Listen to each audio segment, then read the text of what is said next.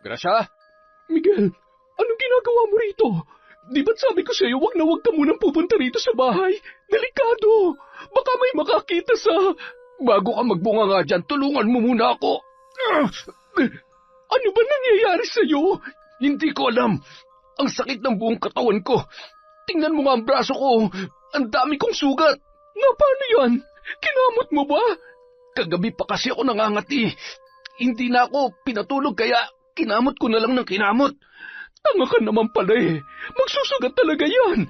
Hindi mo ko naiintindihan. Tingnan mo mabuti ang mga sugat ko.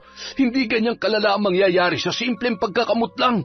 Kagabi lang ang mga sugat na yan pero may mga nanana agad. Ang baho naman. Ang lansa ng amoy ng mga sugat mo. Huwag kang maarte. Tulungan mo na ako. Hindi ko na kaya ang sakit kaya gumawa ka na ng paraan. Taon 2017, Cebu. Nagmula si Alma sa isang may kayang pamilya. Dahil sa negosyo ng mga magulang ay nagawa niyang makapagtapos ng kolehiyo sa isang magandang eskwelahan. Sa edad pa lamang na 23 ay nagtatrabaho na siya at nakakapag-ipon na ng sariling pera.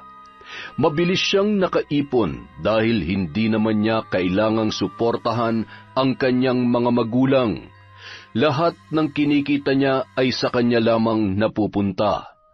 Kaya naman nang makapag-asawa na ay iniwan na niya ang pag-oopisina at nagpasyang pagtuunan na lamang ng pansin ang pagiging may bahay at ina sa nag-iisa nilang anak ni Berto na si Kokoy. May nabili silang lote sa isang malayong barangay na pinatayuan nila ng bahay. At nang makalipat doon, hindi niya inaasahan na magkakaroon siya kaagad ng kaibigan. Ngunit taliwas sa buhay ni Alma, lumaki naman sa mahirap na pamilya si Gracia. Biktima siya ng mga magulang na tamad magpaaral ng anak at gustong mag-asawa na lamang para mabawasan ang kanilang responsibilidad. 16 anyos pa lamang si Gracia nang ipagkasundo siya ng kanyang ama kay Miguel na isang tricycle driver sa kanilang lugar. Mas matanda sa kanya ng 10 taon ang lalaki nung mga panahon na yon. Masipag naman at madiskarte sa buhay kaya di kalaunan nagustuhan niya rin yun. Naging magnobyo't magnobya sila at nakatira na sa iisang bubong habang hinihintay pa ang pagtungtong niya ng legal na edad. Dahil menor de edad pa lamang siya noon ay nakiusap muna siya na wag muna silang mag-aanak. Pagtungtong niya ng edad na 18, doon na sila nagkaroon ng supling. Nasundan yon ng nasundan hanggang sa umabot na sa 8 ang anak nila ni Miguel sa kasalukuyan. Sa dami ng kanilang anak ay hindi na sumasapat ang kinikita ng asawa ni Gracia sa pamamasada. 17 anyos na ang kanilang panganay at hindi pa yon maaari magtrabaho, kaya iginapang na lang muna nila ang pag-aaral noon, sa pag-asang kahit isa man lamang sa kanilang mga anak ang makatulong sa kanila pagdating ng araw. Kapag may pagkakataon naman, tumatanggap na lamang si Gracia ng labada at kung ano-ano pang trabaho para makatulong sa gastusin. Sa kabila ng hirap na pinagdaraanan ni Gracia at ng kanyang pamilya, nagbago ang takbo ng kanyang buhay nang makilala niya si Alma. May mga dati na silang kapitbahay roon, pero dahil walang trabaho sa kanilang lugar, karamihan sa mga bahay na malapit sa kanila ay bihira ng uwian ng may-ari. Ang pinakamalapit lamang ay ang nilipatan ni na Alma. Ilang buwan ding ginagawa ang bahay na yon at sa unang tingin pa lamang alam na niyang mapera ang may-ari noon, kaya naisip niya agad na kaibiganin. Anak, tingnan mo, ang ganda-ganda talaga ng bahay ni na Alma, tsaka mukhang mabait din siya. Magandang bahay, ibig sabihin mapera sila, Nay. Buti na lang kinausap niya ako agad. Tingin ko nga magkaibigan na kami. Seryoso ka ba, Nay? Sila makikipagkaibigan sa atin na ganito kapangit ang bahay? Bakit? Judgmental ba sila? Hindi mo pa nga nakikilala eh. Kayo lang naman kasi ang may gusto makipagkilala sa kanila. O bakit? Sinabi ko bang makipagkilala ka sa kanila? Hindi naman ah. Ay naku, Nay. Umaasa lang kayo na totoong kaibigan talaga ang turing yan sa inyo. Langit at lupa ang pagitan nyo eh. Napakanega mo. Susubukan ko lang naman eh. Ikaw talaga. Kahit nasubukan nyo pa, Nay, wala rin yan. Kapag naging magkaibigan kayo, hindi rin yan tatagal. Bakit mo naman nasabi yan? Malasan lupang pinagtayuan nila ng bahay. Sabi ng kaklase ko, bago pa tayong maging taga rito, may nakatayo na talagang bahay dyan sa tapat natin. Matapobre daw yung may-ari, tapos palagi nag-aaway yung mag-asawa. May isang malalang away daw na nangyari na naging dahilan kaya namatay yung asawang lalaki. Ngayon may bago na may-ari ng lupa at tinayuan pa ng bahay, siguradong mamalasin din ang nakatira dyan. Kapag minalas pa ng sobra, baka may mamatay din sa kanila. Shh! Tigilan mo nga yan! Kakalipat lang nila! Puro na agad kamalasan yung sinasabi mo! Mamaya magkatotoo yan eh! Kawawa naman sila! Noong una, hindi pa alam ni Gracia kung paano makikipagkilala sa bago nilang kapitbahay. Dahil sa itsura pa lamang ng babae ay nahihiya na siyang lumapit. Ngunit nang subukan niyang bumati at makipagkwentuhan sandali, doon niya na nalaman na mabait naman pala si Alma. Nang malaman niyang naghahanap ng labandera ang babae ay agad siyang nagpresenta. Lingguhan ang bayad sa kanya at palagi ring may dagdag ang kanyang natatanggap dahil alam nito ang kanilang sitwasyon. Naging malapit ang loob niya kay Alma dahil sa kabutihang ipinapakita nito sa kanya. Hindi na siya nahihiyang magkwento tungkol sa kagipitan nila at sa mga napapadalas na away nilang mag-asawa. Hanggang sa namalayan na lamang niya na naging matalik na magkaibigan na silang dalawa. Likas na mabait at matulungin si Alma kaya hindi siya nakaramdam ng pagkailang kahit na kung tutuusin ay amo niya ang babae. May mga pagkakataon na nakakahiram pa siya ng pera tuwing nauubusan sila ng bigas o di kaya'y tuwing walang baon sa eskwela ang kanyang mga anak. Bukod kasi sa matumal na ang kita sa pamamasada ni Miguel ay napapadalas pa ang pag-inom noon, kaya lalo silang nahihirapan. Yun din ang madalas na pinagmumulan ng kanilang away. Anong oras ka na naman nakauwi? Saan ka ba galing, Miguel? Naimbitahan lang ako sa handaan. Birthday ng inaanak ko. Ano ba masama ron? Buti pa yung inaanak mo nagagawa mong paglaanan ng oras. Pero sa paghahanap buhay, hindi mo magawa. Miguel naman, wala na tayong bigas. Wala na ring pambaon sa eskwelahan ng mga bata. Hayaan mo silang pumasok ng walang baon. Ano magagawa natin kung wala tayong maibibigay sa kanila? Ang kapal naman ng mukha mong sabihin yan. Ikaw ang ama. Ginusto mo magkaroon tayo ng maraming anak. Tapos ngayon, mabigat na ang responsibilidad mo. Hahayaan mo na lang sila. Wala ka talagang kwenta. Ano ba, Gracia, napakaingay mo? Araw-araw na lang na tuwing uuwi ako, bunganga mo yan naririnig ko. Nakakarindi ka na. Maririndi ka talaga kung hindi mo aayusin ang pagsustento sa amin. Pangatawanan mo ang pagiging padre de pamilya mo rito nang hindi tayo lagi nag-aaway. Ano bang akala mo? Pinupulot ko lang ang pera sa kalsada? Namamasada naman ako, Gracia. Kung walang pasahero, di walang kita. Isa pa, hindi araw-araw malaki ang kinikita ko. Lalo na ngayong tag-ulan, kakaunti lang ang pasahero. Bakit hindi ka maghanap ng trabaho? Wala ka na lang ibang alam gawin kundi bungangaan ako? Bakit? Hindi pa ba trabahong pagtanggap ko ng labada kay Alma? Baka hindi mo alam, Miguel, kung ano-anong racket na lang ang pinapatos ko para kumita ng pera. Tapos ngayon, kung makapagsalita ka, parang wala akong naitutulong sa'yo. Ang kapal na mukha mo. Tumahimik ka na nga. Walang magagawa yung pagbubunganga mo sa problema natin. Buti sana kung nagiging perang bawat salita naggagaling dyan sa bibig mo. Baka sakaling yumaman pa tayo. Ay. Huwag kang mag-alala. Hahanap ako ng ibang mapagkakakitaan para naman makapagpahingan tenga ko sa kaingayan mo. Dapat lang. At kung maaari, huwag ka na rin mag-inom dahil nag-aaksaya ka lang ng pera sa alak. Sus, pati ba naman yun pakikialaman mo pa? Minsan na nga lang magsaya ang tao eh. Wow, buti ka pa. Nagagawa mo pa magpakasaya sa kabila ng problema natin sa pera. Ayos lang pala sa'yo na magutom ang mga anak mo basta masaya ka. Ganun ba yon, ha? Anak ng teteng naman, oh. Itiko mo na nga lang yung bibig mo. Pag ako napuno sa'yo, baka tumabingi ang pagmumukha mo. Natahimik na lamang si Gracia sa sinabing yon ng kanyang asawa dahil ayaw niya ring masaktan. Minsan na siyang napagbuhatan ng kamay ni Miguel at nagtamo siya ng pasa dahil doon. Ngunit napapadalas ang kanilang pag-aaway, hindi pa rin gumagawa ng paraan ang lalaki para kumita ng mas malaki-laki para sa 8 nilang anak.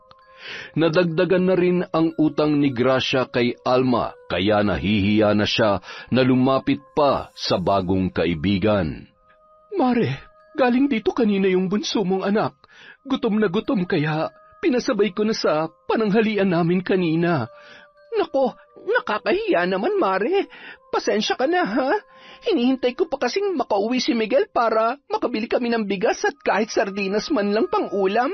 Hindi na pala nakatiis yung bunso ko. Ay, nako, pasensya ka na talaga, ha? Ano ka ba? Wala namang problema yon. Natutuwa nga ako sa anak mo kasi napakabibong bata. Magkasundo sila ng anak ko.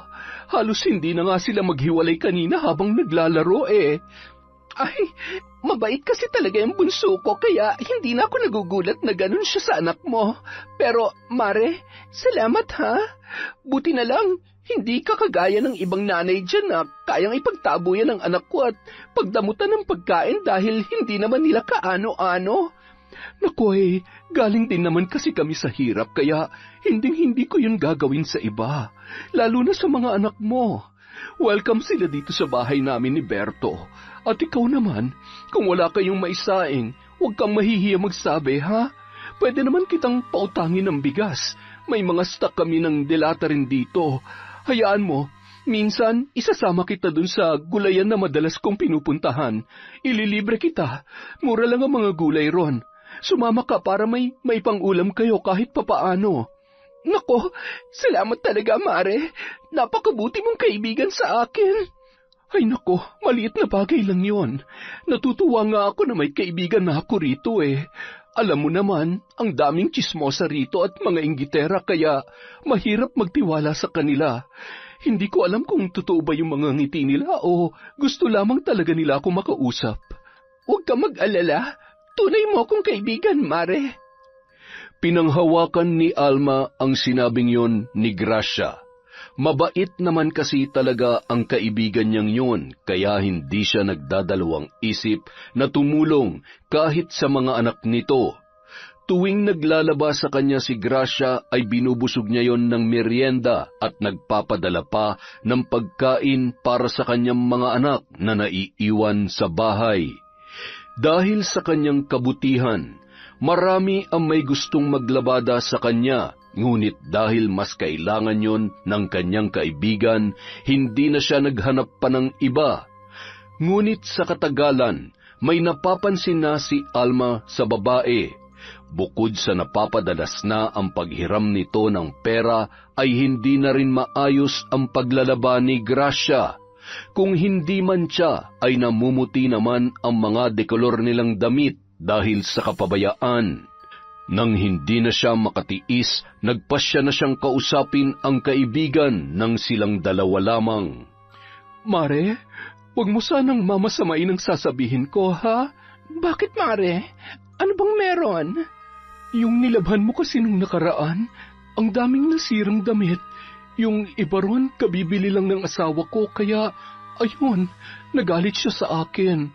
Sabihan ko raw ang labandera dahil baka sa susunod ay mas marami pang damit ang masira. Ay, naiintindihan ko naman na problemado ka sa ngayon, kaya siguro nawawala sa isip mo ang... Ibig mo bang sabihin nagpapabaya na ako sa paglalaba ko? Diretsuhin mo na lang ako, Mare. Gusto mo na ba akong palitan? Mare, hindi naman sa ganon. Sinabi ko lang talaga sa'yo para mas mag-ingat ka sa susunod. May kamahalan din kasi yung damit na kumupas eh. Yung mga damit naman ni Kokoy, nandun pa rin ang mantsa kaya ayaw niya nang isuot. Medyo maselan kasi ang batang yun sa damit kaya kailangan talagang malinis ang sinusuot niya. Nakakainsulto ka naman, Mare. Ginagawa ko naman ang lahat para makapaglaba ko ng maayos, pero may nasasabi ka pa rin? Hindi ko naman sinasadya kung may nasira akong damit eh. Yun nga ang sinabi ko sa asawa ko, na hindi mo naman sinasadya yun. Kaya nga ngayon palang sinabihan na kita, para hindi na maulit sa susunod. Huwag mo naman masamain yun, Mare. Kanya naman talaga kayong mga may pera. Porket binabayaran nyo lang kami, akala nyo, ayos lang sa amin na mainsulto at mapahiya. Ano? Teka lang muna, Mare. Hindi naman kita iniinsulto at ipinapahiya. Kaya nga mas pinili kong kausapin ka ng tayong dalawa lamang, hindi ba? Mare naman, intindihin mo naman ang pinupunto ko. Wala akong intensyon na ipahiya ka. Pero yun ang naramdaman ko, Mare. Kaya pasensya na. Hayaan mo, sa susunod, iingatan ko na ng sobra mga mamahalin yung damit. Ay, saka na lang siguro ulit tayo mag-usap, Mare. Kapag pareho ng malamig ang ulo natin, baka kasi kung ano pang masabi natin sa isa't isa. Mabuti pa nga. Bagamat hindi nagustuhan ni Alma ang ipinakita ni Gracia, mas pinili na lamang niyang magpasensya. Naiintindihan naman niya ang pinanggagalingan nito, lalo na't sunod-sunod pa rin ang mga problema nilang pangpinansyal. Ngunit ng mga sumunod na linggo, mas lalo pang lumala ang perwisyong dala ng kanyang kaibigan, na humantong na sa isang sagutan. Mare, sabi mo nung nakaraan, iingatan mo na ang mga nilalabhan mo. Tingnan mo naman na nangyari sa damit ng anak ko. Halos mabutas na sa dami ng bleach na inilagay mo. Hindi ko naman sinasadya yun, Mare. Hindi na naman sinasadya. Lagi na lang bang ganyan ang idadahilan mo, Gracia? Kabibili lang ng uniform ng anak ko na nasira mo. Hindi naman namin pinupulot ang pera. Sus, ang arte-arte mo naman. Marami naman pera ang asawa mo ah. Bumili na lang kayo ng bago. Ano bang akala mo sa asawa ko? Tumatayo ng pera? Nagtitipid rin kami dahil hindi kami ubos biyaya, Gracia. Binabayaran ka naman namin ng tama. Kaya kung pwede sana, ayusin mo ang trabaho mo. Para kasing nananadya ka na eh. Pinagbibintangan mo ba ako na naninira ng mga gamit ninyo? Ibang klase ka rin ah. Hindi na kita kailangang pagbintangan dahil hindi lang ito isang beses nangyari. Mas malala lang ngayon. Kaya pasensya ka na kung hindi ko na ito palalampasin. Para hindi na ito maulit at hindi na ako makapagbitaw para masasakit na salita, kukuha na lang ako ng ibang tagalaban namin. Ano? Papalitan mo ako? Ang kapal naman na mukha mo? Dahil lang sa simpleng pagkakamali, magkakaganyan ka na? Para namang hindi tayo magkaibigan yan, Alma. Yun na nga eh. Lagi mong ginagamit ang pagkakaibigan natin kaya akala mo ayos lang na makasira ka ng damit namin. Tsaka huwag mo nga akong masabi-sabihan ng makapal. Ikaw nga ang dapat sabihin ko nun eh. Masyado ka na kasing abusado. Napakayabang mo naman. Porket mapera kayo? May pera kami dahil masipag kami mag-asawa. Pero kahit kailan, hindi kami nagyabang. Kung para sa'yo pagyayabang ang ginagawa ko, hindi ko na problema yon dahil ganyan ka mag-isip. At tinupad nga ni Alma ang kanyang sinabi. Napalitan si Gracia bilang labandera. Mula na magkaroon sila ng alitan ay hindi niya na pinapapunta pa ang kanyang mga anak sa kanilang kapitbahay. Hindi na rin sila nagpapansinan kahit madalas silang nagkikita o nagkakasalubong sa daan. Nabalitaan na lamang niya na may iba na itong labandera. Tuwing nakikita niya si Alma, mas lalong tumitindi ang inggit na kanyang nararamdaman. Lalo na tuwing nakikita niya itong bumibili ng mga bagong gamit. Hanggang isang araw, kinailangang bumiyahe ni Alma pauwi sa Negros dahil sa tiyahin niyang pumanaw na. Nagpaalam siya sa kanyang asawa na 1 linggo siyang mawawala. Pumayag naman si Berto. Iniwan niya ang anak na si Kokoy dahil hindi naman yon maaaring lumiban sa eskwelahan. Noong araw na paalis na siya, ay nahuli niya si Gracia na nakasilip sa bintana at nakatanaw sa kanya. Napailing na lamang ang babae nang maisip ang nasira nilang pagkakaibigan. Sino ba sinisilip mo dyan sa bintana? May pinagtataguan ka ba? Wala. Sino namang pagtataguan ko? Ibinalik mo lang yung tanong ko eh. Siya nga pala, napapansin ko, hindi na kayo nag-iimika ni Alma. Hindi ka na ba naglalabas sa kanya? Bakit pa ako maglalabas sa kanya eh? Pinalitan na ako ng buwisit na yon. Oy, akala ko ba isang gandikit kayo? Ano nangyari sa inyo? Huwag mo nga akong tawanan. Hindi ko kasalanan kung yumayabang na siya. Palibhasa mayaman, ang taas-taas ng ere. Paanong ang taas ng ere? Napaka-arte niya. Dati naman hindi siya nagre-reklamo sa paglalaba ko. Aba, ngayon, ang dami nang sinasabi. Kesyo kabibili lang daw nung damit, tapos nasira ko agad. Parang ang sama-sama akong tao dahil lang doon. Baka naman kasi talagang pumalpak ka. Bakit pa parang kinakampihan mo pa siya? Ako ang asawa mo rito, kaya dapat akong kinakampihan mo. Wala akong kinakampihan. Kaya nga inaalam ko kung ano nangyari, di ba? Kasi ikaw, palagi mong pinapairal yung init ng ulo mo. Kulang na lang, pumutok ng mga ugat mo sa utak eh. Pwede naman magsalita ng kalmado lang. Yung swabe lang. Hindi yung lagi ka na lang galit kahit wala pa namang nakakagalit. Huwag mo nga akong pangaralan. Hindi kita teacher, ah. Yan ang problema sa'yo. Ang gusto mo, ikaw na lang palagi ang pinakikinggan. Ayaw mo nang pinagsasabihan ka. Lahat, minamasama mo. Baka yan talagang dahilan kaya galit na galit ka ron kay Alma. Pinagsabihan ka lang niya pero ikinagalit mo kaagad kahit na alam mong nagkamali ka. Huwag mo nga mabanggit-banggit ang pangalan na yan. Kung makapagsalita ka, parang mas pinapaboran mo pa siya. Ano, gusto mo na ba si Alma? Anak ng tipaklong naman, oh. Bahala ka nga dyan. Linisin mo muna yung utak mo para hindi ka nagkakaroon ng kaaway. Sunod-sunod pa ang naging away ng mag-asawa. Umaabot pa sila sa puntong nagkakasakitan na at nakikita pa yon ng mga bata. Walang magawa si Gracia kundi iiyak na lamang ang hirap ng kanilang sitwasyon. Baon na sila sa utang. Halos araw-araw nang may kumakatok sa bahay nila para maningil. Kahit rumakit siya ay hindi pa rin sasapat ang kanyang kinikita para ibayad sa kanyang mga utang. Sa pagkain pa lamang ay ubos na ang maghapon niyang pinagpaguran. Isang hapon, kauuwi lamang ni Gracia mula sa pagtitinda ng gulay nang matanaw niya ang kotse ni Berto. Mula roon, lumabas ang lalaking sapo ang balikat na tila nakakaramdam ng pananakit sa parteng yun. Napakunot noo ang babae at wala sa sariling lumapit sa asawa ng dati niyang kaibigan. Paring Berto? Ayos ka lang ba? Oh, Gracia, ikaw pala. Kanina pa kasi sumasakit ang balikat ko eh. Pati nga ang likod ko. May kilala ka bang masahista rito? Masahista bang kailangan mo? Marunong ako magmasahe. Talaga? Oo, paano? Puntahan na lang kita mamaya, ha? Pero... Pare, mahusay ako magmasahe. Huwag ka mag-alala, hindi naman kita babalian ng buto kung sakali. Kung di mo na itatanong, masahista rin ang nanay ko. Sa kanya ako natuto. Bakit hindi mo pagkakitaan ng pagmamasahe mo? Siguradong marami magpapamasahe sa iyo rito. Baka kasi magalit ang asawa ko eh. Medyo siloso yun eh. Nako, baka mamaya ay bigla na lang akong sugurin nun kung ikaw ang magmamasahe sa akin. Ay, kilala ka naman ni Miguel. Tsaka alam niya na magkaibigan kami ni Alma. Siya nga pala. Nasabi niya sa akin na nagkakaproblema raw kayong dalawa. Ano ba kasing pinagmulan ang hindi niyo pagkakaintindihan?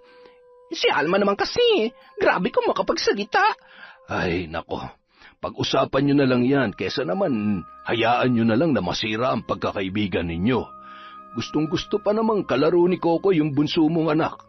Hindi na tuloy makapunta sa inyo dahil binabawalan na siya ng nanay niya. Wala pa ba dyan si Alma? Wala eh. 1 linggo siya sa Negros. Hihintayin muna niyang mailibing ang tiyahin niya bago siya bumalik dito. Ganun ba? Ay sige, pagdating niya kakausapin ko ulit siya para magkaayos na kami. Basta ako na magmamasahe sa'yo pare ha. Pasensya ka na. Kailangan ko lang kasing rumakit ngayon kaya hindi ko mapalampas ang pagkakataong ito. Sige. Ikaw ang bahala, basta hindi ako susugurin ng asawa mo, ha? Walang kaso sa akin yun. Bagamat sinabi ni Gracia kay Berto na magpapaalam naman siya sa kanyang asawa, ay hindi niya yun ginawa. Batid niyang hindi siya noon papayagan kung sakali. Iniwan niya ang mga anak niya sa bahay matapos ipagluto ng pagkain at hindi na sinabi pa kung saan siya pupunta. Walang ibang pwedeng makaalam tungkol sa kanyang binabalak. Pagpatak ng 7:00 ng gabi, tumanaw siya sa labas ng bahay para alamin kung tapos nang maghapunan ang mag-ama. Kadalasan naririnig niya ang ingay ng alagang aso ni Berto tuwing tapos na ang hapunan. Saka lamang pinakakain ng mga yon ang alaga kapag tapos na ring kumain. Madalas siya roon nung hindi pa sila nagkakaroon ng alitan ni Alma, kaya halos kabisado na niya ang ginagawa ng buong mag-anak sa buong maghapon. Inamoy-amoy pa ni Gracia ang sarili bago lumabas ng bahay. Bago pa man yun ay naligo siya at nagsuot ng maayos na damit para presentable kapag siya ay humarap na kay Berto. Siniguro niya rin mabango siya para hindi yun mandiri sa kanya sakaling lapitan niya ang lalaki. Nang makitang nakabukas ang gate ay pumasok na lamang siya roon. Naabutan niya ang kumpare niyang nakaupo sa sofa na malapit sa may pintuan, kaya nakita siya kaagad. Berto, pare, pasensya ka na, pumasok na ako ha. Nakabukas kasi yung gate nyo kaya dumiretso na lamang ako. Iniwan ko talagang bukasyon para hindi ka na magtawag pagpunta mo rito. Teka, kumain ka na ba? Hindi pa nga eh.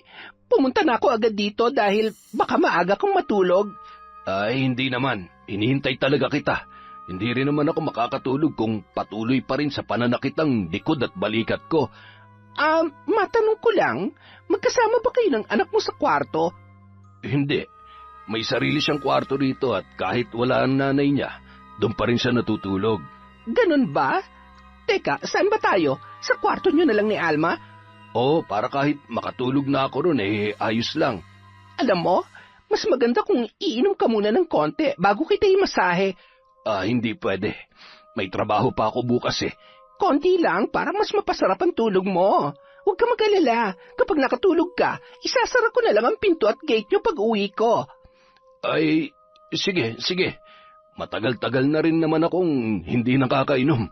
Sayang naman yung pinalamig kong alak sa ref. Nagpresenta si Gracia na siya na lamang ang kukuha ng alak para makainom din siya ng libre. Natawa na lamang sa kanya si Berto na walang kaalam-alam sa binabalak ng babae ng gabing yon.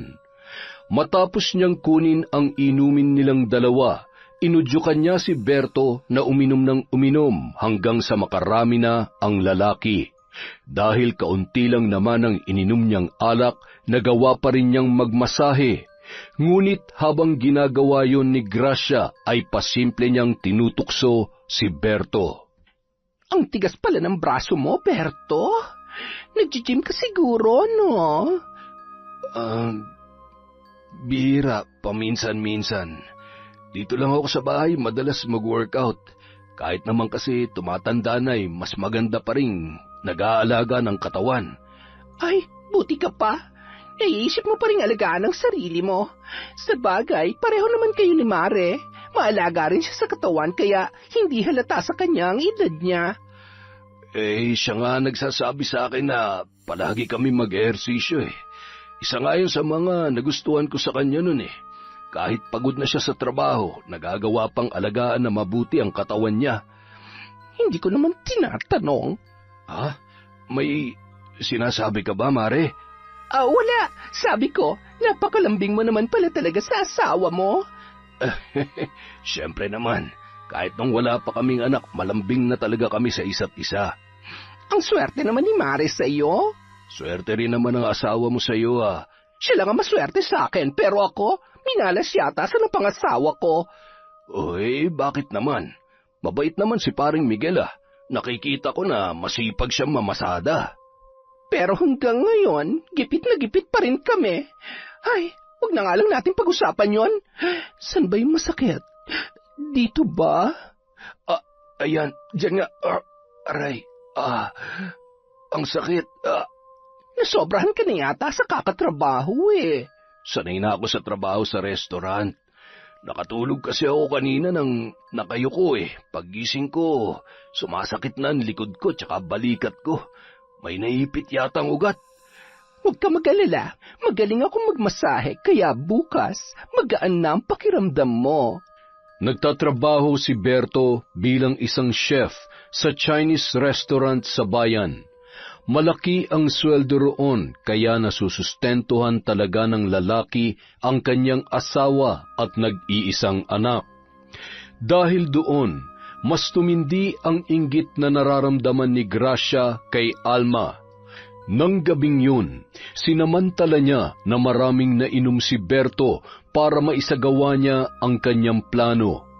Nang makatulog ang lalaki, tinabihan niya yon at niyakap hanggang sa makatulog na rin siya.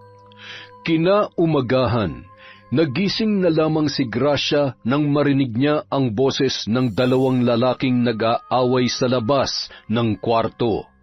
Kaagad na nanlaki ang kanyang mga mata nang makilala ang boses ng asawa niyang si Miguel. Hayop ka! Akala ko napakatino mong tao, ahas ka pala! Sinamantala mo ang pangangailangan ng asawa ko! Nagkakamali ka, pare. Minasahin niya lang ako kagabi. Nagbayad pa nga ako eh. Huwag mo nga ako mapari-pare. Hindi tayo magkaibigan. Tsaka hindi masahista ang asawa ko. Pero sabi niya, marunong siya magmasahe. Siya nag-alok ng serbisyo sa akin at hindi ko siya pinilit. Sinungaling! Pare, ang mabuti pa siguro, yung asawa mo na lang ang tanungin mo. Wala akong balak makipag-away sa'yo dahil nagsasabi ako ng totoo. Pumunta siya rito kagabi, bandang 7:00. Pinilit niya pa nga akong uminom para mas mapasarap daw ang tulog ko dahil masakit ang likod at balikat ko. Ay, pare naman, mahal na mahal ko ang asawa ko kaya wag mo sana akong pag-isipan ng masama. Hindi kita pag-iisipan ng masama kung pinauwi mo ang asawa ko. Pare, nakatulog na nga ako kagabi. Hindi ko na namalayan kung umuwi na ba siya. Basta, bago ako matulog, inabutan ko na siya ng perang bayad sa pagmamasahe niya. Paggising ko, doon ko lang nalaman na natulog pala siya sa tabi ko. Tapos narinig na lang kita na nagwawala sa labas. Kung gusto mo, pare, pumasok ka ngayon sa kwarto para malaman mo nagsasabi ako ng totoo. Si Gracia nang tanungin mo. At para sa ikapapayapa ng isip mo, ipamedical natin siya para mapatunayang hindi ko siya ginalaw at wala nangyari sa amin. At bakit naman ako maniniwala sa'yo? Pinagsamantalahan mo ang asawa ko, yun ang totoo. Dahil hindi pinaniwalaan ni Miguel ang mga sinabi ni Berto, mas tumindi pa ang galit niya sa lalaki. Nagdilim ang kanyang paningin ng mga sandaling yon. Akala ng kaalitan niya, sumuko na siya sa pakikipagtalo kaya lumabas siya ng bahay. Ngunit hindi inaasahan ni Berto nang bumalik siya na may dalang itak.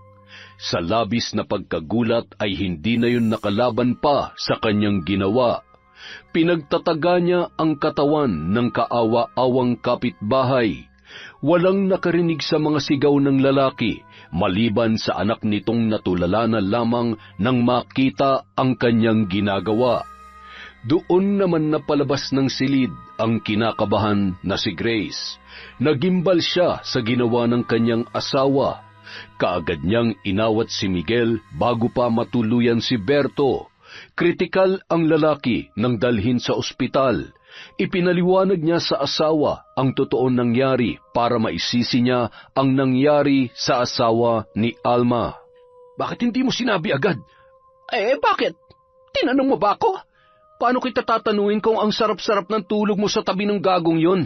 Dahan-dahan ka nga sa pananalita mo. Sa inyong dalawa, ikaw ang gago. Muntik mo na mapatay si Berto Hindi yun mangyayari kung hindi dahil sa'yo. Bakit doon ka natulog? Sana pinigilan mo ang antok mo. Ilang hakbang lang ang lalakarin mo, Gracia. Pero kinatamaran mo pa. Tingnan mo tuloy ang nangyari. Hindi sana ako nakipag-away kay Berto.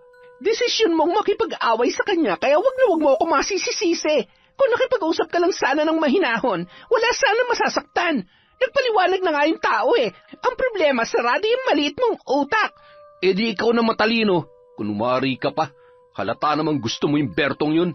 Yan ang problema sa iyo Kahit wala namang dapat ikaselos, ginagawan mo pa rin ang dahilan para maikagalit ka sa akin. Anong gagawin mo ngayon, ha? Sigurado ako na anumang oras, may darating na lang na pulis dito para hulihin ka. Wala tayong perang pampiyansa. Pwes, gawin mo ng paraan yan. Total, ikaw naman ang dahilan kung bakit nangyari ang lahat ng to.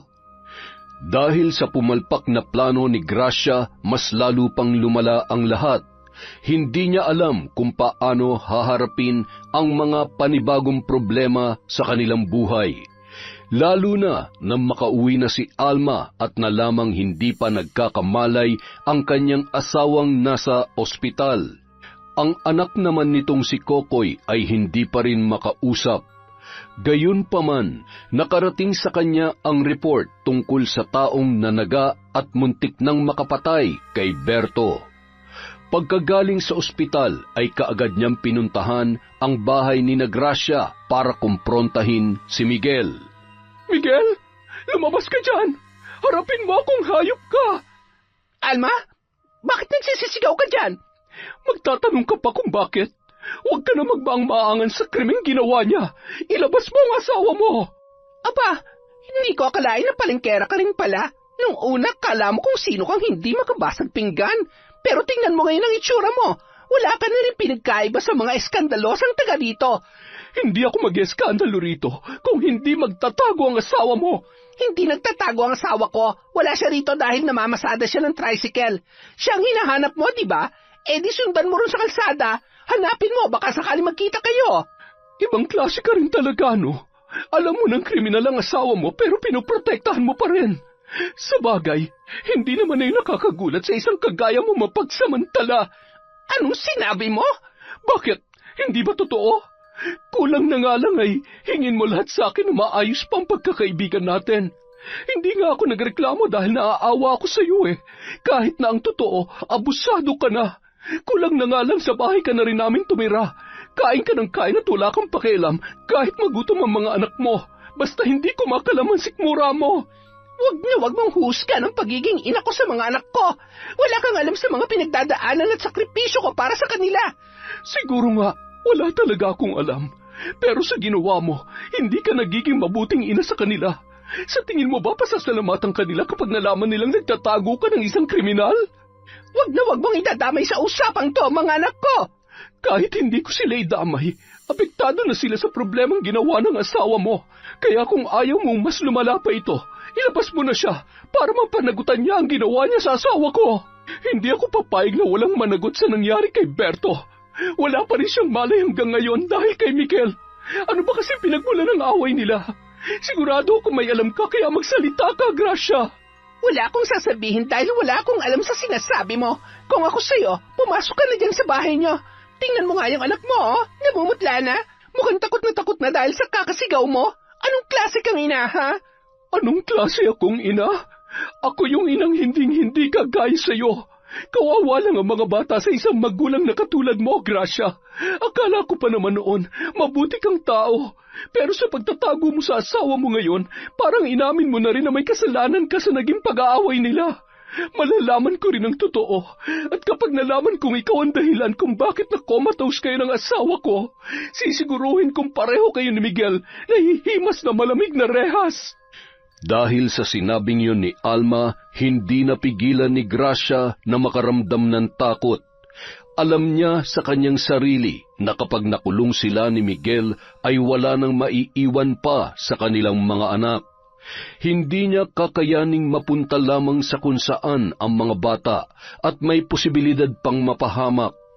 Mukhang matagal pa bago magkamalay si Berto, ngunit ang ikinakatakot niya ay kapag nagsalita si Kokoy.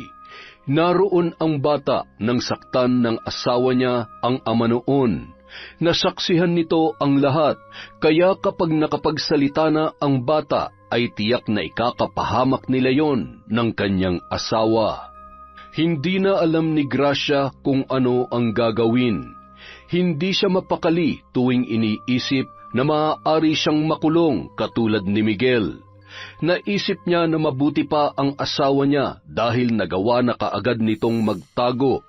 Ang alam niya, dun yun pumunta sa bahay ng malapit niyang pinsan. Nasa iisang barangay lang sila, pero sinabihan siya ni Miguel na wag na munang maglalalabas.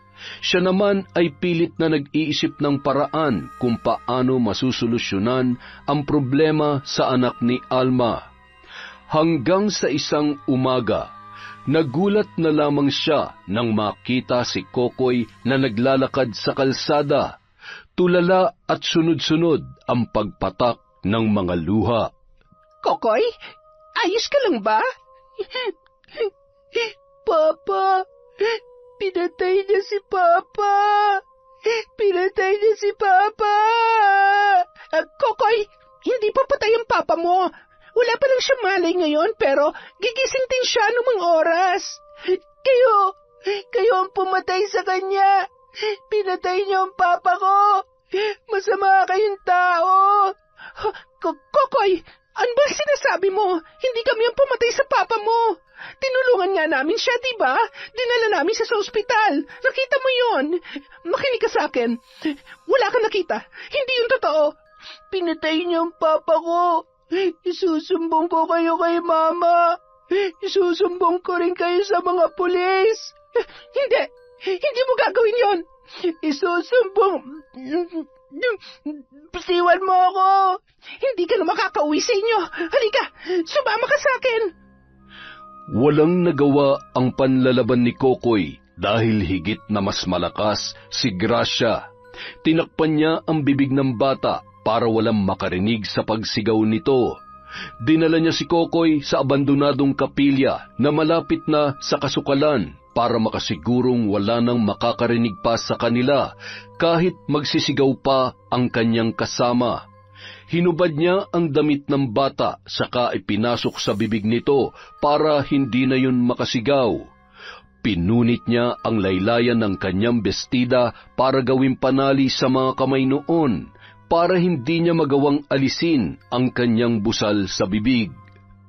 Dahil wala namang ibang lalabasan sa kapilya maliban sa 2 pinto roon, ay hindi na niya iginapos pa si Kokoy. Nakakatayo at nakakapaglakad pa rin ang bata sa loob ng kapilya, ngunit hindi nito magagawang humawak ng kahit ano dahil sa mga kamay na tinalian ni Gracia. Isinara ng babae ang pintuan. Naghanap siya ng maaaring ipanali sa labas nito para hindi makatakas si Kokoy. Nagtagumpay naman siyang ikandado na maigi ang magkabilang pinto ng kapilya, kaya hindi na siya gaanong nag-alala nang iwan doon ang kaawa-awang anak ni Alma. Pawisan si Gracia nang makarating sa kanilang bahay. Nagtaka ang anak niyang si Sandro nang makita ang punit na laylayan ng kanyang bestida at ang buhok niyang bahagyang nagulo dahil sa ginawa kani-kanina lamang. Nay, anong nangyari sa inyo? Mukha kayong ginahasa sa itsura niyo Ano? Hoy, yung bibig mo, Sandro Manalamin nga kayo para makita niyo yung itsura niyo, Nay. Alam kong kuskusin ang itsura ko. Naghahanap kasi ako ng dahon ng ampalayang ligaw kanina para may ulam tayo mamayang tanghali. Di na kailangan, Nay.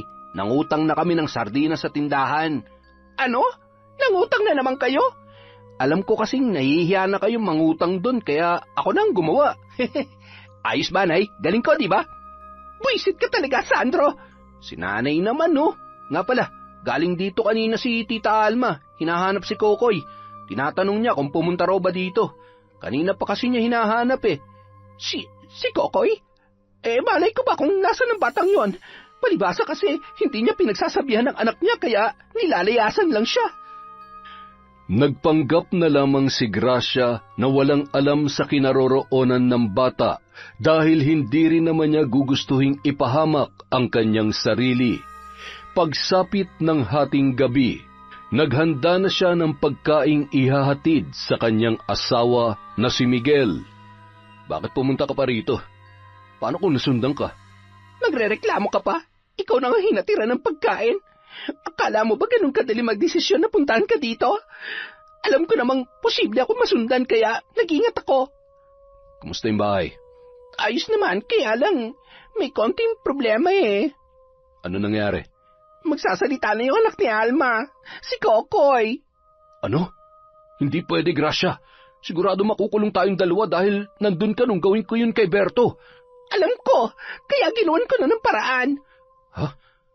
Anong ginawa mo? Ikinulong ko siya sa lumang kapilya. Sigurado mababaliw ang batang yun doon. At pag nagkataon, hindi na siya paniniwalaan sa kahit na ano pang sabihin niya. Tanga, paano kung mamatay yun doon? Bahala na. Hindi ko na alam ang gagawin ko, Miguel Bakit? Kung ikaw ba nasa sitwasyon ko, hindi mo gagawin yon. Sabagay, ang mahalaga, walang nakakita sa iyo at walang makakakita sa kanya ron habang buhay pa siya. Samantala, halos masiraan na ng bait si Alma ng gabing yon sa kakahanap sa anak niyang si Kokoy. Hating gabi na pero naglalakad pa rin siya sa may kalsada sa pagbabaka sakaling makikita roon ang kanyang anak. Hapong-hapo na siyang napasandal sa katawan ng punong mangga para magpahinga sandali. Nagngilid ang kanyang mga luha habang paulit-ulit na sinasambit ang pangalan ni Kokoy. Kokoy! Kokoy! Kokoy ko! Nasaan ka na ba? Magpakita ka na kay Mama. Pagod na ako. Diyos ko, tulungan niyo po ako mahanap si Kokoy. Huwag niyo po sanang hayaan na mapahamak siya sa kamay ng masasamang loob. Ilang sandali pa, nakarinig siya ng kaluskos sa di kalayuan. Napakunot ang noo niya at naningkit ang kanyang mga mata nang matanaw ang anino ng isang batang tumatakbo papalayo. Tinanglawan niya yon nang dala niyang flashlight para makasiguro. Bata ba yun? Kokoy! Kokoy, anak! Ngunit hindi yun huminto sa pagtakbo. Bagamat nangangalay na ang mga tuhod, sinundan niya pa rin ang nakitang anino hanggang sa dalhin siya ng kanyang mga paa sa lumang kapilya. Napahinto siya at nagtatakang pinagmasdan ang kapilyang halos mabalot na ng mga gumagapang na damo. Sa pagkakaalam niya ay pinagbabawalan ng pumasok doon ang lahat dahil baka pinamamahayan na ng ahas ang loob. Sa takot na matuklaw ng ahas ay nagpasya na lamang siyang umalis. Ngunit nang akmang hahakbang na siya pabalik, may nakaagaw ng kanyang pansin. Napakunot ang noo niya nang makita ang tila sinirang kandado sa pinto ng kapilya na napalitan ng may kalumaang lubid. May tao kaya sa loob? May tao ba dyan? Kokoy! Nandyan ka ba, anak? Ngunit walang sinuman ang sumagot sa kanya. Hindi maunawaan ni Alma kung bakit biglang nag-iba ang kanyang pakiramdam nung mga sandaling yon. Tila kung anong may nagtutulak sa kanya na buksan ang pinto ng kapilya. Dahil doon, sinikap niyang kalagin ang taling nakapulupot hanggang sa tuluyan niya nang mabuksan ang pintuan. Kaagad niyang dinampot ang flashlight, saka tinanglawan ang loob noon. Ilang sandali pa. Kokoy! Kokoy, anak ko! Diyos ko! Sinong gumawa nito sa'yo? Kokoy, anak, gumising ka! Nandito na si Mama! Gising na, anak! Tila binuhusan ng malamig na tubig at sinasaksak ng libo-libong patalim si Alma nang damhin ang pulso ni Kokoy. Wala na ang kaisa-isa niyang anak. Nanginginig ang kamay na tinanggal niya ang sarili nitong damit na ginawang busal sa bibig ng bata. Nakahubad na ang anak niya nang abutan doon at namumutla na rin ang buong katawan. Nang magsagawa ng otopsiya sa pagkamatay ni Kokoy, nalaman ni Alma na inatake sa puso ang anak niyang may claustrophobia. Noon pa man, takot na sa kulong na lugar ang kanyang anak. At kapag nakakaramdam yon ng matinding takot, may posibilidad na atakihin siya sa puso. Walang patid ang mga luha niya habang pinagmamasdan ang bangkay ng batang nagbigay ng saya at kulay sa buhay nilang mag-asawa. Kahit anong gawin ni Alma, hindi na maibabalik pa ang buhay ni Kokoy. Ngunit hindi ibig sabihin noon ay wala na siyang pwedeng gawin para mabigyan ng hustisya ang pagkamatay ng bata. Bukod sa kanyang asawa ay tanging si Kokoy lamang ang nakakaalam ng tunay na pangyayari sa bahay nila nang mawala siya roon. kaya isa lamang ang pinaghihinalaan niyang gumawa noon sa kanyang anak. Isa lamang ang may motibong patahimikin ang isang inosenteng bata na kailanman ay hindi magsisinungaling sa nasaksihan nito ng araw na yon. Dahil alam niyang nagtatago pa si Miguel, kailangan niyang gumawa ng paraan para mapalabas ang lalaki. Buhay ang kinuha nila sa akin. Sisiguruhin kong buhay rin ang magiging kabayaran sa ginawa nila sa anak ko. Dala ng matinding galit, naikuyom na lamang ni Alma ang kanyang kamao. Matapos ayusin ang magiging burol ng kanyang anak, pansamantala muna siyang umuwi sa kanilang bahay. Mabuti na lamang at may mga kaanak siyang dumating para tumulong sa kanya sa pag-aasikaso ng burol ni Kokoy. Ayaw niyang doon iburol sa bahay ang anak, kaya sa punerarya na lamang pinapupunta ang mga makikipaglamay. Isa pa sa mga dahilan niya ay wala pa silang masyadong kakilala sa kanilang lugar, kaya mas minabuti niyang mga kaanak na lamang ang pupunta roon. Habang nagmamaneho si Alma pauwi, bigla niyang natapakan ang preno. Lumakas ang kabog ng kanyang dibdib nang makita ang isang matandang babaeng nakatayo sa harapan ng kanyang kotse. Dali-dali siyang bumaba para kumustahin ang lagay noon. Sus Mariosep, Lola, ayos lang po ba kayo? Ayos lamang ako, iha. Hindi naman umabot sa akin ang kotse mo. Naku, buti na lamang po at hindi kayo nasaktan. Diyos ko, sumakit ang dibdib ko rin ha. Ay teka, saan po ba kayo pupunta?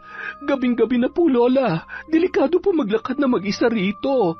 Kung ganon, pwede ba akong makisakay sa'yo? Saan po ba kayo bababa? Sa bahay mo. Po? Wala na kasi akong mauuwian. Pinalayas ako ng mga anak ko dahil ang tingin nila sa akin ay isang pabigat na lamang. Naku, kawawa naman po pala kayo. Halina po kayo, Lola. Sumakay po kayo. Malaki po ang bahay namin, kaya pwedeng-pwede kayo roon. Salamat, iha. Napakabait mo naman. Ano nga pala ang pangalan mo? Alma po ang pangalan ko. Kung gusto niyo po, yun na lang ang itawag niyo sa akin. Kayo po, Lola, ano pong pangalan niyo? Turing, yun ang itawag mo sa akin. Iniuwi ni Alma sa bahay niya ang matandang babaeng nakita sa daan, kahit na hindi niya pa yun lubusang kakilala. Pagkarating sa bahay, kaagad siyang naghanda ng pagkain para sa kasama. Habang nag-aasikaso sa kusina, dumako ang tingin niya kay Lola Turing, na tahimik lamang na nakaupo sa sala habang pinagmamasdan ang kanilang bahay. Mula kisame hanggang sahig, doon huminto ang tingin ng matanda at maya-maya ay nag-angat yon ng tingin sa kanya. Nabahira ng dugo ang sahig na ito. Po? Hindi siya namatay, hindi ba? Sino po? Asawa mo ba siya? Nasa ospital po ang asawa ko. Wala pa rin po siyang malay hanggang ngayon.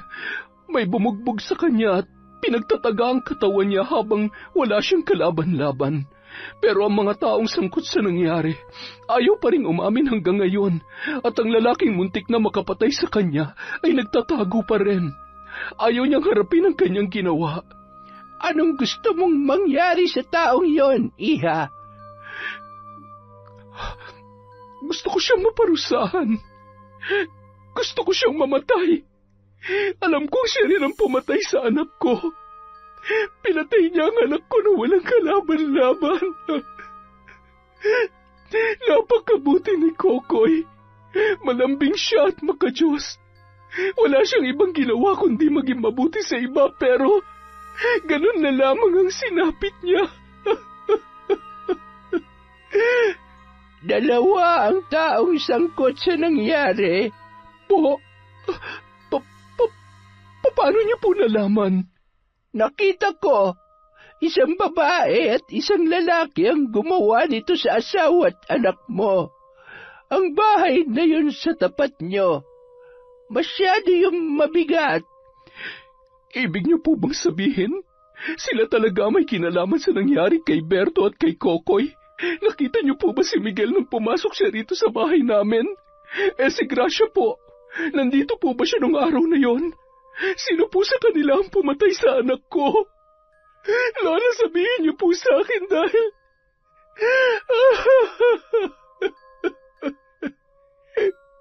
Dapat po silang mabulok sa kulungan. Hindi sapat ang mabulok lamang sila sa kulungan, Alma. Buhay ang kinuha ng taong yun sa'yo, hindi ba? Buhay sa buhay. Yon ang pinakamabigat na parusang maibibigay mo sa taong nagkasala sa'yo.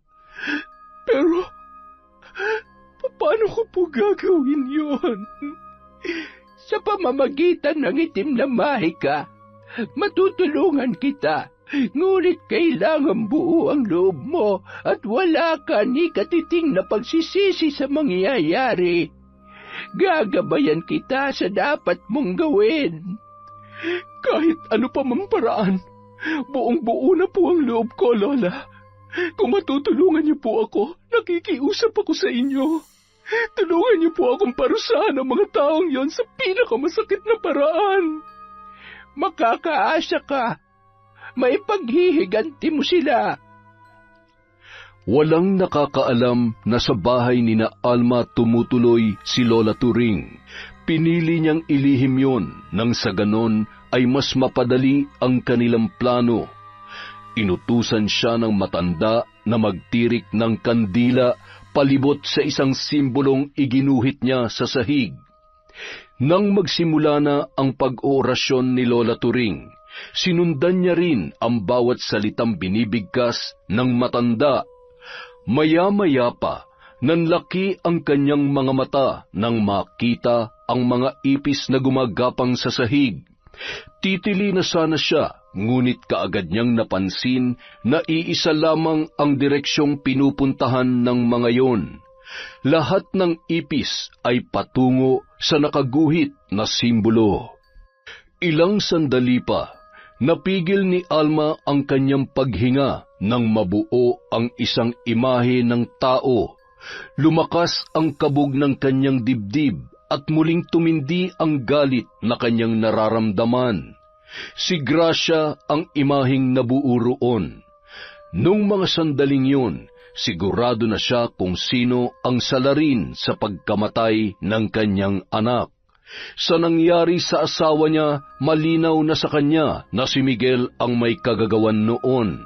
Ang nanatili lamang na katanungan ay kung ano ang tunay na dahilan, at malalaman niya lamang yon sa taong itinuturing niyang kaibigan. Makalipas ang 2 araw, nagsimula na ang kalbaryo sa buhay ni Gracia.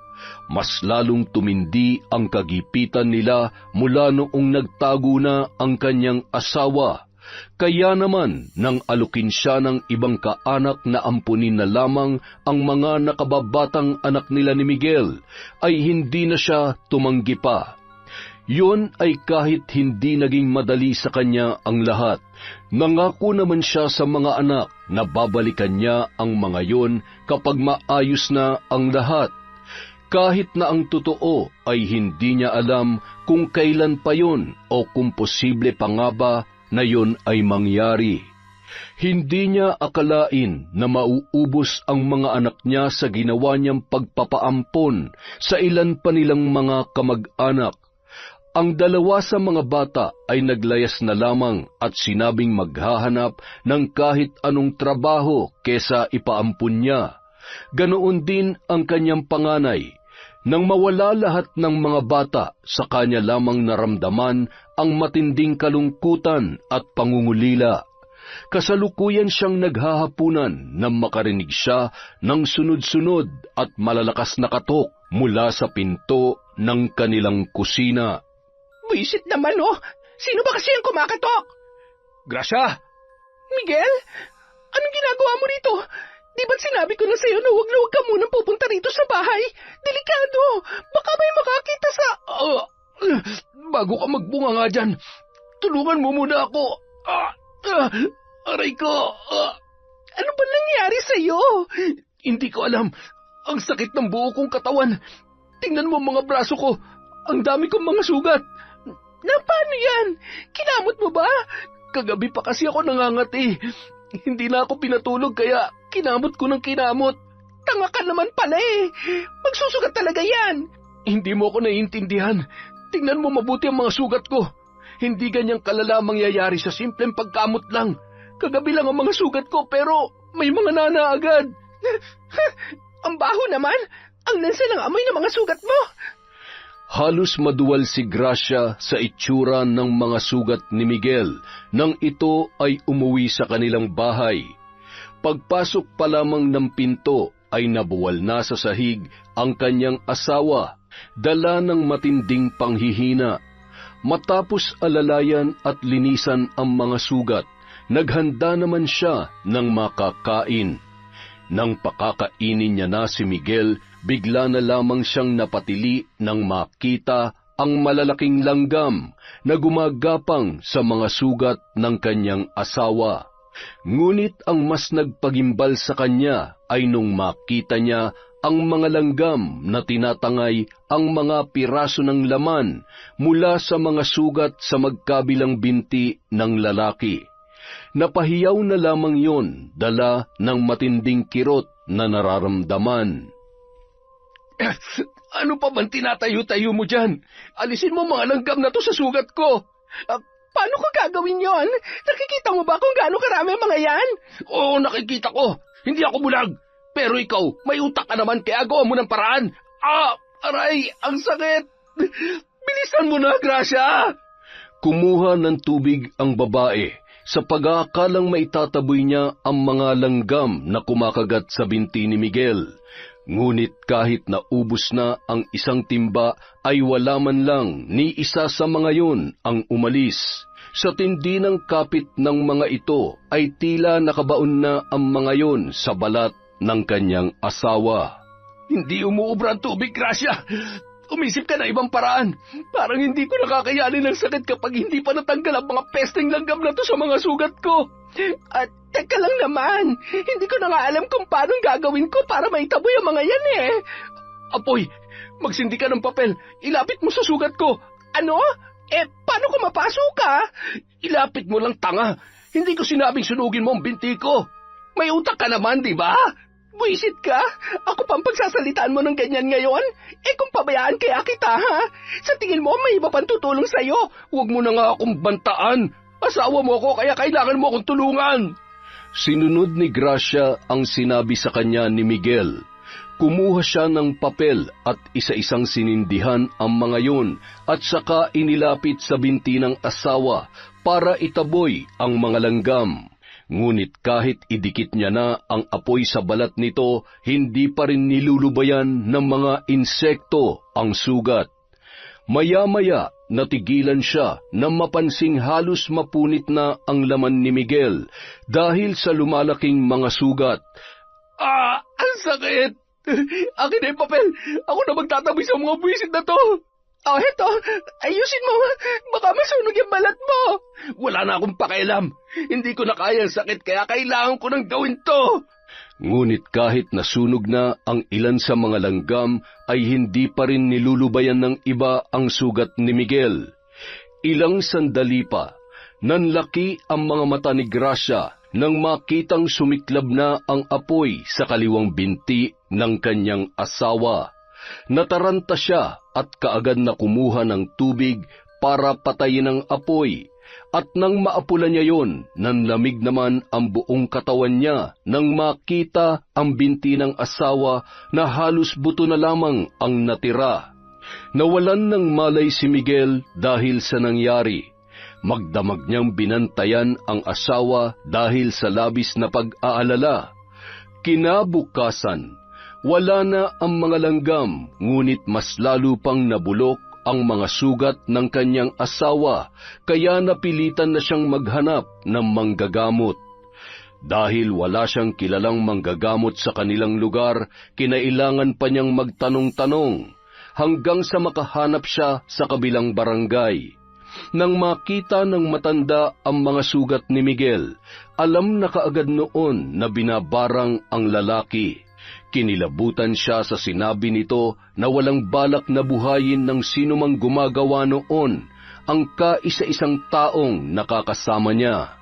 Nagbigay ng ilang herbal na gamot para sa sugat ni Miguel ang matandang manggagamot. Tanging yun lamang daw ang maitutulong noon sa kanyang asawa. Albularyo na raw ang kailangan nila at hindi isang simpleng manggagamot lamang na gumagamit ng mga herbal. Makalipas ang ilang araw, tuluyan na ring gumaling si Miguel. Hindi niya yon inaasahan dahil ang sabi ng manggagamot ay merong may balak na pumatay sa kanyang asawa. Hindi ko akalaing gagaling pa ang sugat ko. Biruin mo, kita na yung buto ko. Takpan natin ito mabuti. Akala ko, yun na magiging katapusan ko. Sino ba kasing nakaaway mo at nangyari yan sa'yo? Wala naman akong iba nakakaaway kundi si Berto lang. Pero paano namang siya magpapabarang sa akin hindi pa nga yung nagkakamalay sa ospital. Ay, pambihira to nangyari sa akin, oo. Gumaling nga ang mga sugat ko. Hindi naman ako makalakad na mabuti tulad ng dati. Hindi na rin ako makakapamasada dahil sa nangyari sa kaliwa kong binti. Magpasalamat ka na lamang at buhay ka ngayon. Kung napakasama ng taong nagpabarang sa'yo, baka hindi ka na nga talaga binuhay. Sa lagay na yan mukhang pinatawad ka pa. Pero, sino nga kaya ang gagawa nito sa akin? Teka, hindi kaya si Alma? Oo nga, no? Ang tagal nang nananahimik at hindi nagpapakita ng babaeng yon. Hindi kaya may ginagawa na siya para gantihan tayo? Hindi malabong mangyari yun. Paano kung sa tahimik niyang yun at sa kabutihang pinapakita niya nun sa iyo ay may lihim palang pagkatao niya? Baka siya pa mismo ang bumarang sa akin. Hindi siya makaganti dahil alam niya nagtatago ako, Gracia. Tama. Mukhang siya nga may kagagawan niyan sa iyo. Humanda siya sa akin. Bakit? Ano gagawin mo? Wala ka na ron. Matapos ilibing ang bangkay ni Kokoy, nagpasya na munang umuwi si Alma bago dumiretso sa ospital. Gusto niyang kumustahin ang lagay ni Lola Trining sa bahay niya dahil naiwan lamang yon na mag-isa roon, habang abala siya sa pagpapalibing sa kanyang anak. Pagdating ni Alma, sa labas pa lang ng bahay ay nag-aabang na ang nakapamaywang na si Gracia. Napabuntong hininga na lamang siya nang makita ang dating kaibigan. Mukhang alam niya na ang dahilan kaya naroon ang babae. Anong ginagawa mo rito? Nagtatanong ka pa talaga? Bakit hindi mo nalang sagutin ang tanong ko? Ganun ba kahirap yun para sa'yo? Bakit mo ipinabarang ang asawa ko? Huwag na huwag kang tatanggi dahil alam kong ikaw lang ang may motibong gawin yon. Ibig sabihin, nandyan ang asawa mo. Pero nakapagtataka lang kung bakit hindi niya pa isinusuko ang sarili niya. Sa ginawa mo sa kanya, patas na kayo. Wala na siyang kasalanan sa inyo ng asawa mo. Halos patayin niyo na siya. Halos patayin? Sa iyo pa talaga mismo nanggaling yan? Sa bagay, hindi mo naman nakita ang kalagayan ng asawa ko ngayon sa ospital. Pero sasabihin ko na lang para naman may alam ka. Muntik na ring mamatay ang asawa ko. Buti pa nga ang asawa mo nakakasama at nakakausap mo pa. Yung asawa ko, hanggang ngayon, hindi ko pa rin makausap at hindi ko pa rin makasama. Hindi ko nakasalanan yon. Hindi ako doktor at mas lalong hindi ako magician para alisin siya sa sitwasyon niya. Hindi ko hinihiling sa'yo na pagalingin mo ang asawa ko. Ang gusto ko, hustisya para sa nangyari sa kanya at hustisya sa pagkamatay ng anak ko. Pagkamatay ng anak mo? Wala na si Kokoy? Oo, wala na ang anak ko dahil may isang demonyo nagkulong sa kanya sa lumang kapilya at basta na lamang siya iniwan doon. Malamig, malamok at inaahas na ang lugar na yon. Sakit sa puso ang ikinamatay ng anak ko at nangyari yon dahil nakaramdam siya ng matinding takot. Takot siya sa mga kulong na lugar. Kaya nga 2 bintana ng kwarto niya at sinadya namin palakihin para sa kanya. Tapos ikukulong lang siya ng hayop na nagdala sa kanya roon. Alam mo na ba kung sino ang gumawa noon sa kanya? Oo, alam ko na kung sino. At sisiguruhin ko na magbabayad siya sa pagpatay niya sa anak ko. Nakikiramay ako, Alma. Hindi ko kailangan ng pakikiramay mo. Umalis ka na at galingan mo lang ang pagtago sa asawa mong kriminal. Makakarma rin kayo. Biglang nakaramdam ng takot si Gracia sa mga sinabi sa kanya ni Alma. Mukhang alam na nga ng dati niyang kaibigan na siya ang nagkulong kay Kokoy sa lumang kapilya. Ngunit ang kanyang ipinagtataka ay kung paano yun nalaman ng babae dahil sigurado naman siya na walang nakakita sa kanya. Dahil sa nangyari, hindi nakatulog si Gracia. Magdamag siyang nakatitig sa bubong ng kanilang bahay at bumabangon pa tuwing nakakarinig ng ingay. Ilang sandali pa, napalingon siya sa pinto ng kanilang silid nang may mapansin siya na tila dumaan doon. May tao ba dyan? Ngunit walang sino man ang sumagot sa kanya. Napilitan siyang bumangon at lumabas ng kanyang kwarto. Pagdating sa may kusina, nanlaki ang kanyang mga mata nang makita ang bulto ng isang batang nakatalikod. Sa pag-aakalang yon, ang kanyang bunsong anak ay lumapit siya para hawakan ito sa balikat. Ngunit nang ilang hakbang na lamang ang layo nila, ay bigla na lamang nawala ang bata. Halos nalibot na niya ang buong bahay pero wala naman siyang nakita roon. Ilang sandali pa, nakaramdam siya ng matinding pagkauhaw. Kumuha siya ng tubig at kaagad na nilagok ang laman ng baso. Kauubos niya lang noon nang muli na naman siyang nakaramdam ng panunuyo ng lalamunan. Sunod-sunod ang naging paglagok niya ng tubig hanggang sa naramdaman niya na lamang ang unti-unting paglaki ng kanyang tiyan. Habang hinihimas niya ang tiyan, muntik na siyang mapasigaw nang bigla na lamang lumitaw sa harapan niya ang isang matanda. Mahaba ang namumuting buhok noon na halos umabot na hanggang sakong. Sino ka? Paano ka nakapasok dito? Pagbabayaran mo ang ginawa mong kasalanan.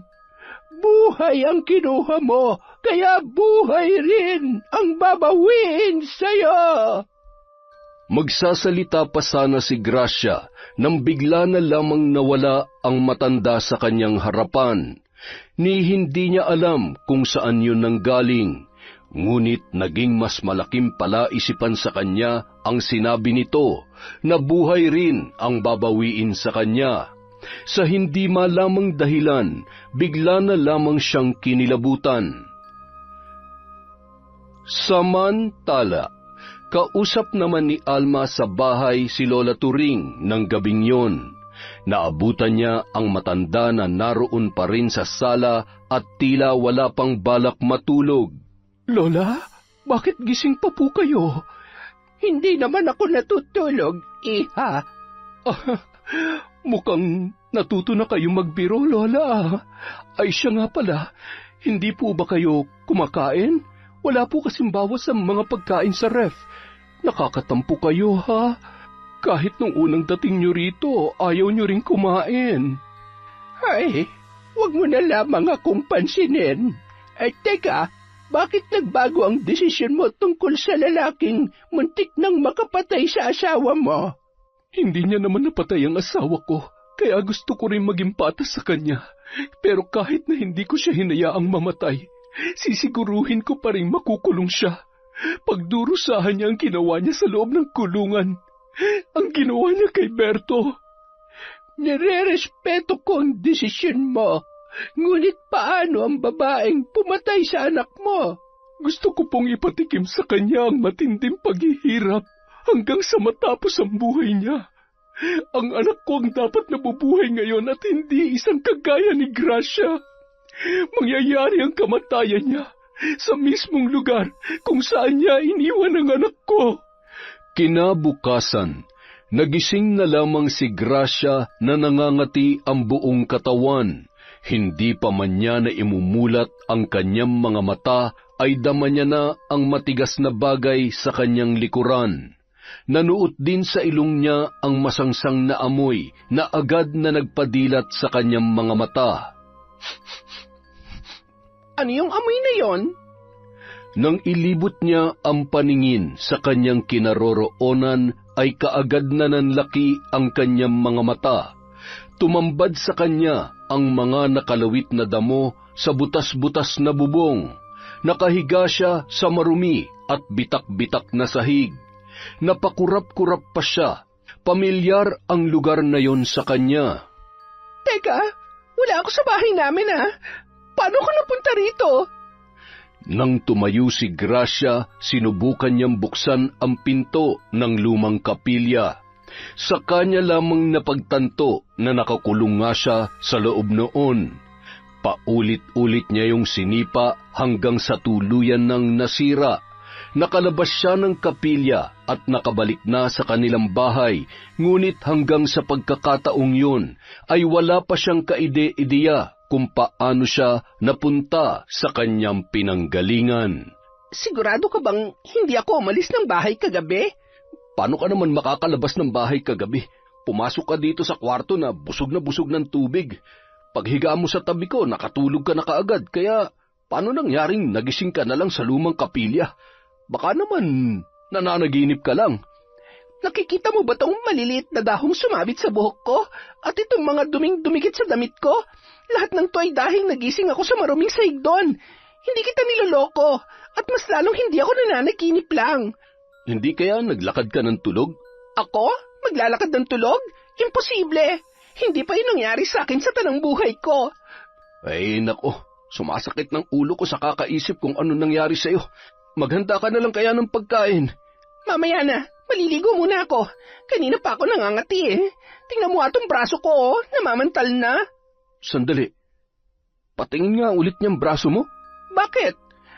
Anak ng, ganyan na ganyan din nagsimula ang mga sugat ko. Kinamot ko ng kinamot kaya lumaki hanggang sa mabulok kinabukasan. Ano?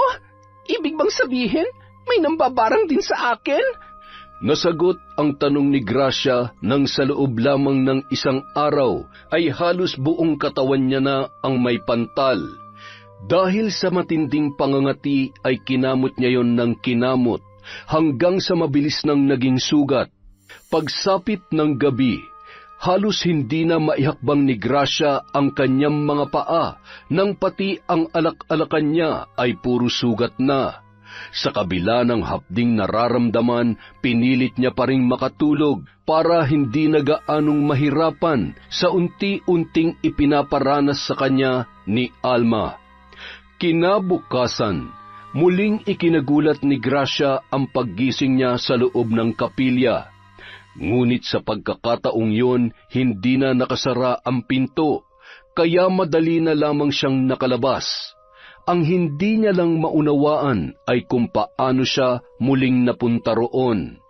Doon na siya nagduda na marahil ay totoo nga ang sinasabi ni Miguel na naglalakad siya ng tulog.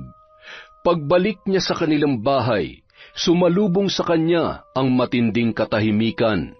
Hinanap niya sa buong bahay si Miguel pero hindi na niya natagpuan ang kanyang asawa. Ilang sandali lamang ay biglang bumukas ang pinto at tumambad sa kanya ang malungkot na anak na si Sandro. Anak, ano nangyari? Nasaan ang tatay mo? Nay, galing ako rito kanina para kumustahin kayo pero biglang dumating ang mga pulis at dinakip si tatay. Nakakulong na po siya ngayon. Anong gagawin natin, Nay? Anak, wala naman tayong mapagkukunan ng ibang pipiansa sa kanya. Isa pa, hayaan na natin siyang panagutan ng ginawa niya kay Berto bago pa lumala ang mga nangyayari. Bakit, Nay? Ano po ba nangyayari? Wala, anak. Anong wala, Nay? Ano yung mga sugat sa katawan niyo? Wala ito. Huwag mo na lamang pansinin. Dala ng matinding kahihiyan, mas pinili ni Gracia na ilihim na lamang sa anak ang tunay na nangyayari. Ngunit dahil sa kalagayan niya, lumiban na muna sa trabaho si Sandro para bantayan siya at tulungan sa bahay. Natuwa siya sa nakitang pagbabago ng kanyang anak. Mukhang natuto na ang panganay niya na maging responsable sa buhay mula nang kumita na ng sariling pera. Kinagabihan, maagang natulog si Gracia nang makaramdam ng matinding panghihina. Hindi niya na maigalaw ang kanyang mga braso na tila namimigat na dahil sa naglalakihang mga sugat doon. Nang makita niya ang refleksyon niya sa salamin, ay natakot siya sa itsura nang makita ang mga mata niya na halos lumuwa na. Pinilit niyang matulog, kaya lamang nagsabay-sabay ang pagkirot ng kanyang mga sugat. Makalipas ang ilang sandali, naramdaman niya na tila may gumagalaw sa mga braso niya. Dahil madilim, hindi niya makita kung ano yon. Naputulan na sila ng kuryente, kaya tanging kandila na lamang ang nagsisilbing ilaw nila sa bahay. Agad niyang kinalabit ang kanyang anak, ngunit kahit anong gawin niya ay tila hindi siya nito naririnig. Inulit niya ang paggising kay Sandro, pero mahimbing pa rin ang pagkakatulog ng binata. Ilang sandali pa, nanlamig ang buong katawan ni Gracia nang maramdaman ang kung anong maliliit na bagay na gumagapang sa buo niyang katawan. Nang kapain niya yon, napatili siya ng mapagtantong mga uod yon. Inuuod na ang buo niyang katawan habang nakaratay sa kama at hindi na magawang tumayo. Sinundan pa yon ng matinding pananakit ng kanyang tiyan. Sa sakit na nararamdaman, halos panawan na siya ng ulirat. Hindi pa man siya nakakabawi sa matinding kirot. Nakaramdam naman siya ng mabigat na bagay na lumapat sa kanyang leeg. Humigpit yon ng humigpit na tila siya ay sinasakal. Sinubukan niyang sumigaw, ngunit wala nang lumalabas na tinig sa kanyang bibig. Nagngilid na lamang ang mga luha habang inuusal niya ang mga salitang patawad. Kaya lamang ay huli na ang lahat. Kinaumagahan, napabalita sa buong barangay ang bangkay ni Gracia na natagpuan sa lumang kapilya. Naging usap-usapan ang kalunos-lunos na kalagayan ng babae. Ang hinala ng iba, binarang si Gracia. May iba naman na nagsasabi na nagpatiwakal na lamang ito dahil sa matinding kahirapan at pangungulila sa mga ipinaampong anak. Sa lahat ng mga katanungang yun, isang tao lamang ang nakakaalam ng kasagutan. Nung araw na yon, magpapaalam na sana si Alma at magpapasalamat kay Aling Turing. Ngunit hindi niya na nakita sa loob ng kanyang bahay ang matanda. Hinanap niya yon at sinubukang magtanong-tanong. Makalipas ang ilang oras ng paghahanap, saka lamang siya nakahanap ng nakakakilala sa matanda. Ngunit hindi niya inaasahan ang nalaman tungkol doon. Matagal na raw napatay si Aling Turing na isang kinatatakutang mambabarang sa lugar na yon. Sabi ng matandang nakausap niya, kahit patay na ang matanda ay gumagala-gala pa rin ito sa lugar. Bagamat pumanaw na ang katawan nito, nananatili pa rin ang bagsik ng kanyang barang dahil sa taglay na itim na mahika. At mananatili raw yon hanggat buhay ang itim na libro. Umuwing tulala si Alma habang isa-isang binubuklat ang itim na libro na tanging alaala na naiwan sa kanya ng matanda. Nalulungkot siya dahil hindi man lamang niya napasalamatan si Aling Turing.